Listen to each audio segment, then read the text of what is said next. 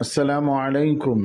பேரன்பிற்குரிய பெருமானார் ஸல்லல்லாஹு அலைஹி வஸல்லம் அவர்கள் என்ற தொடரில் இன்றைய நாள் அல்லாஹுவின் தூதர் ஸல்லல்லாஹு அலைஹி வஸல்லம் அவர்கள் பிறர் துணையுடன் கை ஊன்றி கொண்டு அவர்கள் சென்றார்கள். சக தோழர்களின் துணையோடு அவர்களை பிடித்து கொண்டு ஸல்லல்லாஹு அலைஹி வஸல்லம் அவர்கள் பள்ளிவாசலை நோக்கி சென்ற ஹதீஸ் நாம் பார்க்கின்றோம். நபி ஸல்லல்லாஹு அலைஹி வஸல்லம் அவர்கள் நோயுற்றிருந்தார்கள். அப்போது உஸாமத் பின் ஸைத் ரலியல்லாஹு அன்ஹு அவர்களின் மீது கைகளை ஊன்றியவாறு தமது அறையில் இருந்து வெளியேறி கிளம்பினார்கள். யமன் நாட்டில் தயாரான சால்வை ஒன்றை தமது தோள்களின் மீது போர்த்தியிருந்தார்கள்.